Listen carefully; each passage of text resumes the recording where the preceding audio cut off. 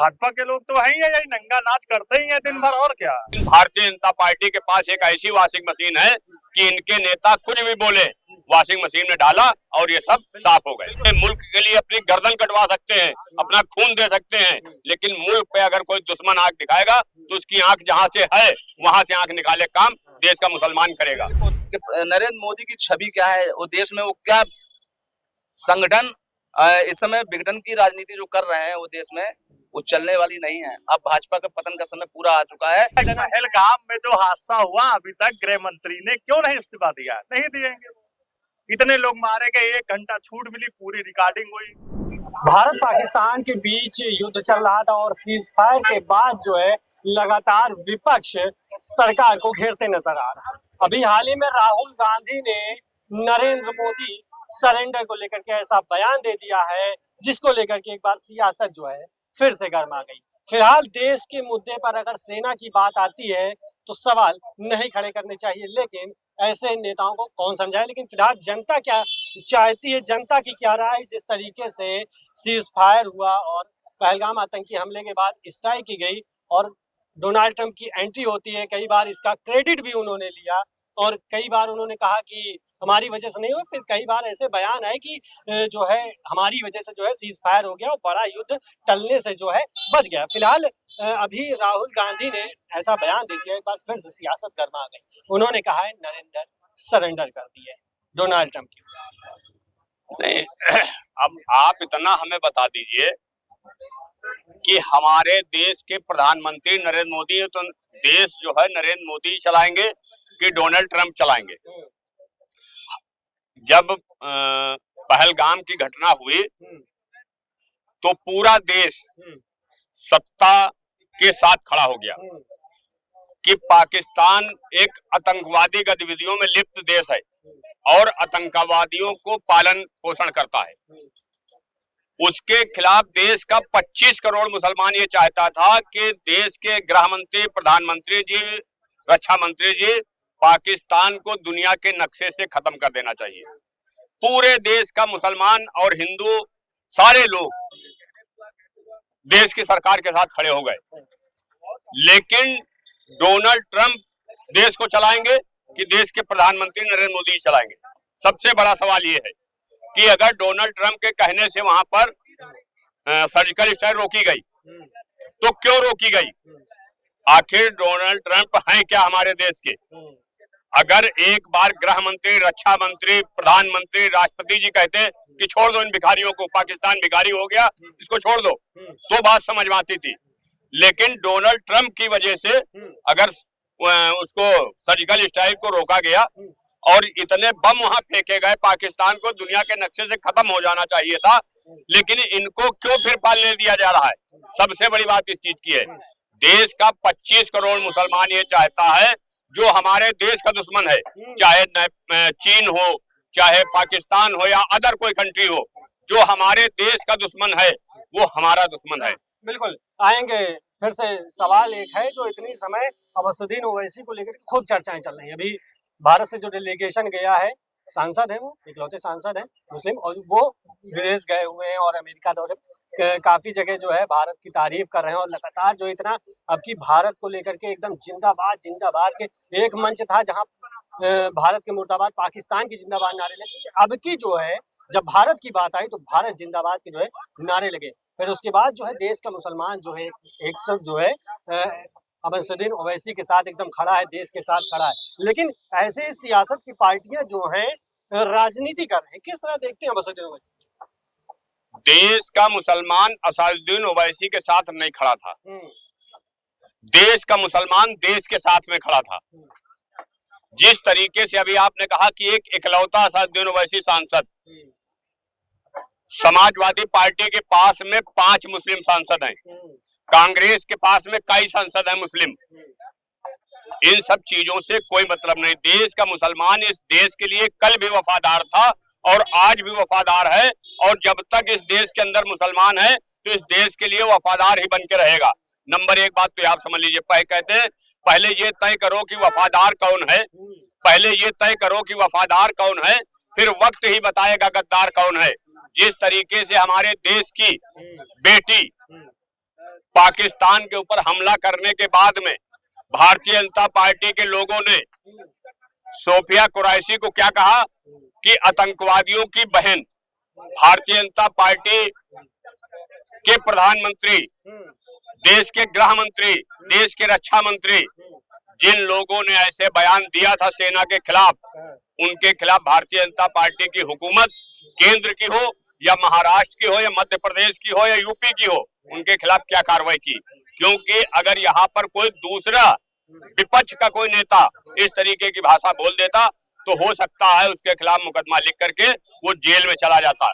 लेकिन भारतीय जनता पार्टी के पास एक ऐसी वॉशिंग मशीन है कि इनके नेता कुछ भी बोले, वॉशिंग मशीन में डाला और ये सब साफ हो गए। बिल्कुल आपने भी ध्यान दिया होगा कि जो सीज फायर हुआ उसके बाद जो है अबसुद्दीन ओवैसी भारत के पॉलिटिक्स पे, राजनीति नहीं, मतलब सवाल नहीं, सेना पे सवाल नहीं, लेकिन विपक्ष जो है और भी लोग सेना पे ही सवाल खड़े कर रहे हैं, सरकार पे ही कि सीज फायर कर दिया। लेकिन अबसुद्दीन ओवैसी ने एक बार भी नहीं बोला कि सीज फायर हुआ वो गलत है। नहीं, क्यों बोलेंगे? हमने अभी इससे पहले आपके चैनल कहा कि जो हमारे देश का दुश्मन है वो हमारा दुश्मन है। क्योंकि अगर ये भारत रहेगा तो हम रहेंगे, आप रहेंगे, देश की सेना रहेगी, सैनिक रहेंगे, और अगर देश नहीं रहेगा तो ना आप रहेंगे, ना हम रहेंगे, ना ये आवाम रहेगी। इस वजह से देश का चाहे हिंदू हो, मुस्लिम हो, सिख हो, ईसाई हो, सबसे पहले देश के प्रति हिमायत और हमदर्दी करते हैं। सत्ता आएंगी जाएंगी, आज अगर देश के प्रधानमंत्री नरेंद्र मोदी जी हैं, कल कोई दूसरा होगा, अगली बार कोई तीसरा होगा, लेकिन जब ये देश रहेगा तो हम रहेंगे, आप रहेंगे, सारे लोग इस देश में रहेंगे। तो इस वजह देश का मुसलमान कल भी देश के प्रति वफादार था। देशभक्ति का परिणाम जो है वो क्रेडिट ये सब मांगा नहीं जाएगा उनसे कि आप देशभक्त, सच्चे देशभक्त। मुझे किसी के और या देश के 25 करोड़ मुसलमानों को किसी के सर्टिफिकेट की जरूरत नहीं है। हमारा इस्लाम, हमारा दीन ये कहता है कि जिस मुल्क में रहो उस मुल्क में वफादार बन के रहो। सबसे पहले मुल्क है, उसके बाद दूसरी चीज है। तो मुल्क से बढ़ के हमारे लिए कोई दूसरी चीज नहीं। हम अपने मुल्क के लिए अपनी गर्दन कटवा सकते हैं, अपना खून दे सकते हैं, लेकिन मुल्क पे अगर कोई दुश्मन आंख दिखाएगा तो उसकी आंख जहां से है वहां से आंख निकाले काम देश का मुसलमान करेगा। बिल्कुल, देश का मुसलमान जो है दुश्मनों की आंख निकालने कुछ नहीं। हमारे साथ भाई जी बात करने के लिए काहे राहुल गांधी इतना अनाप शनाप, नरेंद्र मोदी नरेंद्र सरेंडर काहे इसे बयान दे रहे हैं विपक्ष में होकर के भी? आपको क्या तकलीफ है? हमको कहा मीडिया को क्यों इतनी तकलीफ है?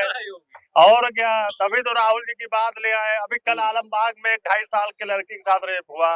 ये तो कोई नहीं उठाएगा मुद्दा, क्योंकि यूपी में सरकार है। बाबा विपक्ष काहे नहीं उठाती आवाज? क्या क्या काम नहीं आवाज उठाना?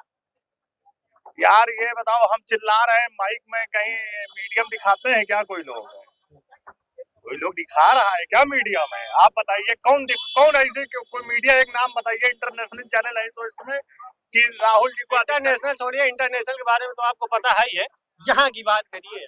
यहाँ के तो हमको भी पता हो, आपको भी पता है।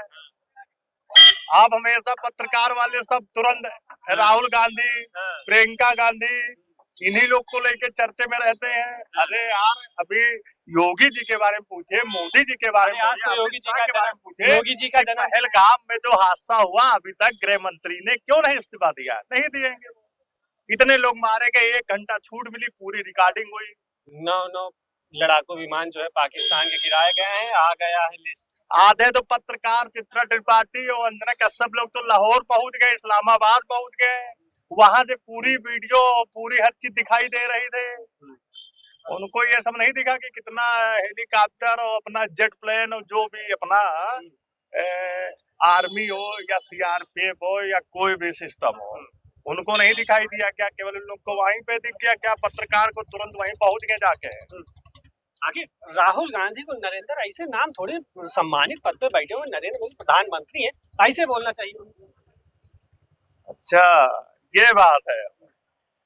अरे यार, अब खैर हटाइए, छोड़िए। अब वो तो भाजपा की सरकार है, वो कुछ भी चाहे, कुछ भी बोले, वो तो कर ही सकती है। हम लोग नहीं बोल पाएंगे ना। अभी हम बोलेंगे तो हो सकता है कहीं ना कहीं कोई थाने में कहिए तो FIR ही हो जाए। कौन FIR कर रहे हैं? भाजपा के लोग भाई, और क्या। भाजपा के लोग तो है ही है, यही नंगा नाच करते ही है दिन भर, और क्या। बिल्कुल। आइए कहाँ जा रहे हैं? चाचा जी से बात करने की कोशिश करते हैं। दिन भर नंगा नाच हो रहा है और देख रहे हैं डेलीगेशन जो है विदेशों में गया है और भारत के जो एकदम बड़ाई की जा रही है और करना भी चाहिए। अब सेना जिस तरीके से घुसी थी जवाबी कार्यवाही करके आई।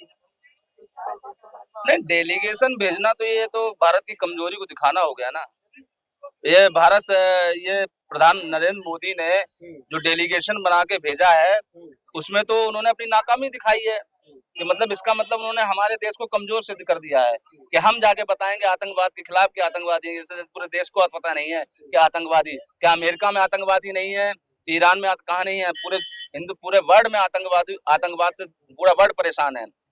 तो उन्होंने जो डेलीगेशन भेजा था वो तो देश को कमजोर करने के लिए भेज दिया ना, बताने के लिए कि हम कमजोर हैं। अरे नहीं, वो तो मजबूत बता रहे हैं कि मजबूत करने के लिए यहाँ से भेजा गया है और जो स्ट्राइक हुई है जो कार्रवाई इसको इसके बारे में जानकारी दी। प्रधानमंत्री ने लमसम अपने कार्यकाल में अधिकतर देश घूम चुके हैं और घूमने के बाद भी इस समय अभी भी जब युद्ध हुआ तो एक देश भी प्रधानमंत्री के साथ खड़ा नहीं हुआ युद्ध में। तो एक कैसा डेलीगेशन, कैसे प्रधानमंत्री समझौता करने गए थे, देश घूम रहे थे, कम से कम 39 देशों को घूम चुके थे वो, और फिर भी एक भी देश भारत के साथ खड़ा नहीं युद्ध के समय, जिसने कहा मैं तुम्हारे साथ खड़ा हूँ। इससे बड़ा शर्मसार होता है क्योंकि बाहर की मुल्क के लोग जानते हैं कि नरेंद्र मोदी की छवि क्या है, वो देश में वो क्या संगठन इस समय विघटन की राजनीति जो कर रहे हैं वो देश में वो चलने वाली नहीं है। अब भाजपा का पतन का समय पूरा आ चुका है और हमारी देश सेना के ऊपर गर्व है हमें, जो उसने पूरा डट के अपना मुकाबला किया और करारा जवाब। 27 में कौन आ रहा है? 27 में निश्चित है हम आ रहे हैं। हम आ रहे हैं, कौन आ रहा है? अरे हम का मतलब हम राहुल गांधी, कांग्रेस पार्टी ने बूथ स्तर से लेके जिला स्तर तक की पूरी कमेटियां बनाना स्टार्ट कर दिया गया है और लगातार लोग जनसंपर्क भी कर रहे हैं। कुछ टीमें ऐसी बनी हैं जो जनसंपर्क कर रही हैं, लोगों से मिल रही हैं, उनकी समस्याएं ढूंढ रही हैं और समस्याएं नोट की जा रही हैं। तो लगातार अब कांग्रेस के लोग निकले हुए हैं और सरकार बनाने की इस समय जनता भी ऊब चुकी है, चाहे भाजपा हो चाहे समाजवादी पार्टी भी हो, उनसे भी ऊब चुकी है, उनकी भी सरकार देख चुकी है। 37 साल से कांग्रेस की सरकार नहीं उत्तर प्रदेश में, और जो पुराना व्यक्ति 37 साल का पुराना व्यक्ति है वो जानता है कांग्रेस की सरकार कैसी थी। तो लोगों के रिव्यू आ रहे हैं, हमारे पास डाटा इकट्ठा हो रहा है और निश्चित ही हम बहुत मजबूती से लड़ने जाएंगे। हमारे अध्यक्ष ने कह दिया कि पंचायती चुनाव जोरदार तरीके से लड़ेंगे और जो पंचायती चुनाव जिता के लाएगा उसी को विधायकी का टिकट मिलेगा। क्या लग रहा भैया, इन्हीं की पार्टी आ रही है, लग रहा है आप नहीं खुश हैं क्या 2027 में पार्टी हम लोग की जीतेगी? तो हमेशा ढिंढोरा ही पीटेंगे क्या भाजपा के ही लेके सब लोग? अरे भाई सबके दिन आते हैं, दिन था इन्होंने इस्तेमाल किया बहुत, अपना दिन है, देख ही रहे हैं सब है। अब हम लोग के भी दिन आएंगे, अभी 2 साल बाकी है, 2 साल में और मजबूती होगी। जो गठबंधन हुआ है ये गठबंधन तो रहेगा ही, उसमें क्या दिक्कत है? तो भाजपा में कितने लोग हैं, कितनी टीमें हैं? भाजपा में कितनी पार्टियां गठबंधन में हैं? हमको तो नहीं लगता है कि हम लोग से ज्यादा होंगे। हम लोग तो फिलहाल कमी वाले हैं पार्टी में, उनकी तो जनसंख्या ज्यादा है ना। ओम प्रकाश राजभर और संजय निषाद भी पंचायती चुनाव की अलग अलग तैयारी कर रहे हैं, इधर कांग्रेस भी कर रही है, उधर समाजवादी पार्टी भी। क्या लगता है, क्या ये मिनी चुनाव होने वाला है विधानसभा का? ये राजभर और मिस्टर निषाद जी, जैसे कहावत नहीं थी, एक थाली में बैगन, जहां हल्का झुका वो उधर ही चले जाते हैं बैगन। वही हाल इन लोग का हो गया। अब इन लोग को पता चल गया है ना कि सरकार में बदलाव है, इस समय मूड है यूपी में। वो तो सीएम बनने जा रहे हैं। कौन है? ओम प्रकाश राजभर। वो तो बोले कि हम सीएम बनेंगे। वो एक प्रधान ही नहीं जीत पाई है, सीएम और विधायकी तो बहुत दूर की बात है। ये केवल बीडीसी जीत ले बाप बेटे मिलके तो मेरा चैलेंज रहेगा।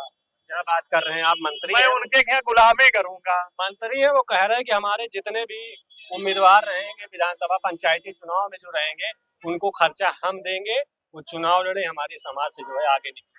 मैंने तो आज एक चीज और सुना है, फेसबुक से जा रही, करनी सेना भी अपनी कुछ उत्तर प्रदेश में मतलब तैयारी कर रही है चुनाव की अब। अच्छा। और क्या, मैंने तो करनी सेना के अध्यक्ष का ही मैंने आज फेसबुक में अपने देखा है। यार भैया मैं गवार नहीं हूँ, मैं भी थोड़ा बहुत पढ़ा लिखा हूँ यार। देश का युवा तो पढ़ा है ही। तैयार कर रहे हैं भाजपा वाले, सबको रुपया दे दे के। हाँ। और क्या, वो भी राजभर हो गए, अनुप्रिया पटेल हो गई, और तुम्हारे निषाद जी हो गए। हमारे कौन से निषाद जी हो गए, जनता के निषाद जी हो गए, आप भी। नहीं, मीडिया के भी कुछ लोग हैं, मीडिया के भी कुछ लोग। आज हम मौजूद थे उत्तर प्रदेश की राजधानी लखनऊ में। जिस तरीके से सीज फायर के बाद डोनाल्ड ट्रंप का बयान लगातार जो है आ रहा है और बड़े बड़े एक्शन ले रहे हैं। अभी हाल ही में राहुल गांधी का ऐसा बयान आ गया जिसके बाद जो सियासत एक बार फिर से गर्मा गई। नरेंद्र मोदी सरेंडर को लेकर के इस तरीके से ऐसा बयान आया है जिसके बाद जो है भारतीय जनता पार्टी लगातार जो है राहुल गांधी पर आरोप पे आरोप जो है लगा रही है और काफी सारी बातें जो है कर रही है। फिलहाल इस वीडियो को लेकर के आपकी क्या राय है कमेंट में जरूर बताएं। कैमरा पर्सन राज के साथ पीयूष तिवारी, लखनऊ।